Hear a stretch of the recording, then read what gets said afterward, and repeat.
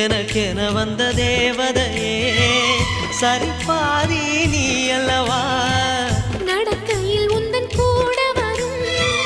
நிழல் போலே நான் அல்லவா கண்ணன் கொண்ட ராதையர ராமன் கொண்ட சீதையர மடி சேர்ந்த பூரதமே மனதில் வீசும் மாருதமே நன்றி சொல்ல உனக்கு வார்த்தை இல்லை எனக்கு நான் தான் மயங்குறேன் என்னுடைய மனச தந்துவிட்ட பிறகும் ஏம்மா கலங்குற நெடுங்காலம் நாம் புரிஞ்ச தவத்தாலே நீ கிடைச்ச திருக்கு